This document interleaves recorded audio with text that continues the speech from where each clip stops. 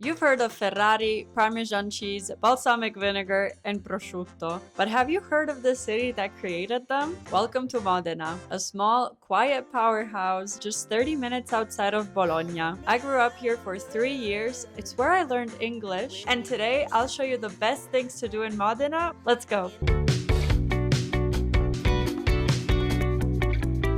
The very first best thing to do when you're in Modena is to visit Piazza Grande, Modena's main square and the heart of the city. The square, along with the cathedral and the Ghirlandina Tower it houses, is part of the city's UNESCO World Heritage Site.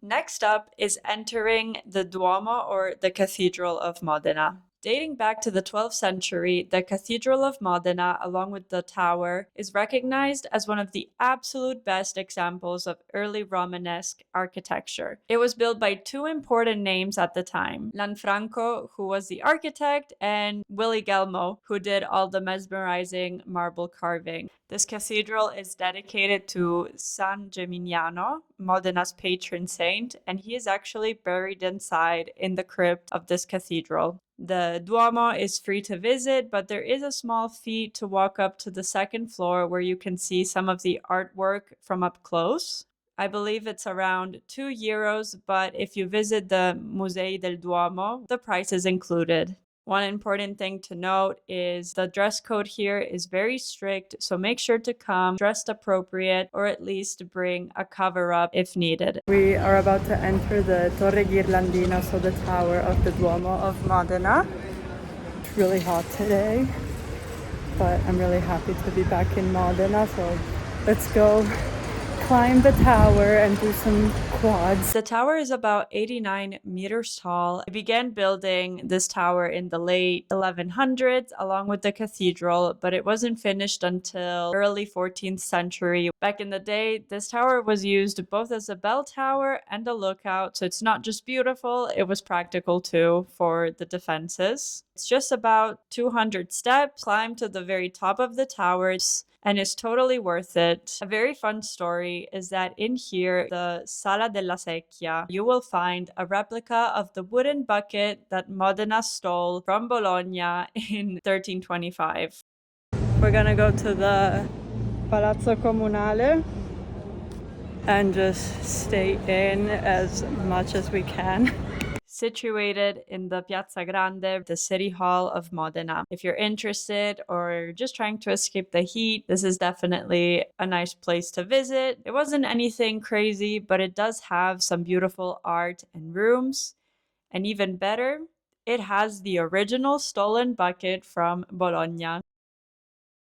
Now, one of my absolute favorite things to do in Modena, stay for the end of the video to find out the very favorite, is to walk around the city center with no plan. Just let yourself wander around aimlessly. I've always called Modena the city of yellow, not just because of the buildings, but because of the vibe, the people, the culture, everything is just so radiant. Here in Modena, you will find endless porticos to walk around, and is also a great city to do people watching, especially with the locals who are often on their bikes or out for a nice stroll. As you walk around the city center, make sure to go check out Piazza Roma, Modena's largest square and home to the Ducal Palace, and some incredible stores, including one of my favorite balsamic vinegar brands. As a fun fact, the store actually has balsamic vinegar barrels and it does free tastings. Now we're gonna go to the Museo del Duomo, which I'm excited about. If you're into history and want to learn more about the Duomo and see religious artifacts, the Museo del Duomo is a place you simply have to visit. It's basically two museums in one. There's the Lapidary Museum, which has old stone slabs, Roman fragments, medieval bits, even original carvings that used to be on the facade of the Duomo. And then there's the Museo del Duomo, which has paintings, manuscripts, the most incredible tapestries. This museum is insane. Like, you have to visit. I mean, what? Everything is so historic in here. Oh my goodness.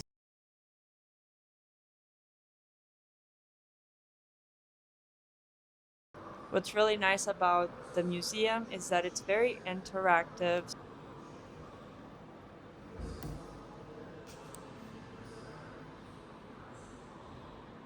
If you're like me, you know that visiting supermarkets or farmers markets is one of the best things to do. So, what better place to visit than Mercato Albinelli, the oldest covered market in Modena?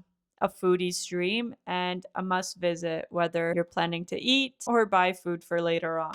I have been with old family friends slash my neighbors this whole time in Modena, so I haven't vlogged anything. But I just found a place. It's a bit far outside of the city center. It's about a 30-minute walk. But I believe it's about to be so worth it because it's AIC certified, which means it's safe for celiacs. And it has gluten-free gnocco fritto and tigelle. I haven't had that food in so long, and it's an icon, an absolute icon of Modena. So let's go eat there together and live our wildest Modena foodie dreams. The absolute best thing to do in Modena is, drumroll, eat up. The city is home to balsamic vinegar, parmigiano reggiano, ragù modenese, tigelle, and beyond. I know everyone calls Bologna the food capital of Italy, but Modena comes in second. Leave it to me to walk so far out the city center just for food that we arrived to an Italian Home Depot. Better be worth it. So we got the tagliere di Emilia, which is a lot of food, but I haven't eaten this stuff probably since I left Modena. Go big or go home.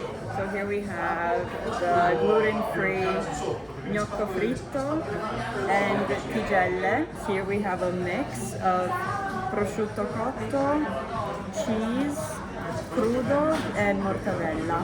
I haven't done this in so long.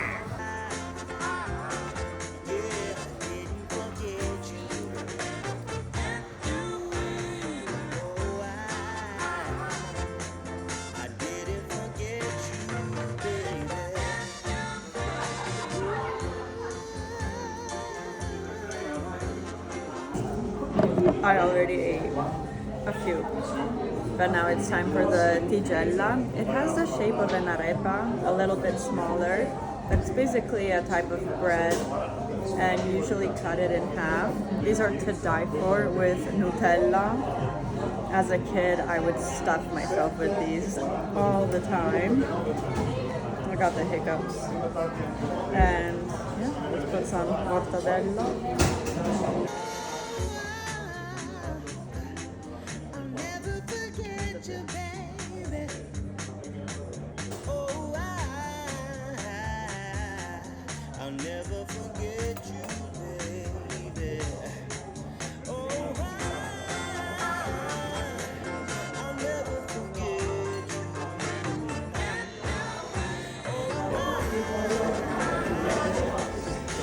Thank you guys so much for joining me here in Modena. Next up, we are going Tivoli and Rome. Subscribe and hit the bell button, that way you don't miss any of the upcoming Italy adventures. Bye!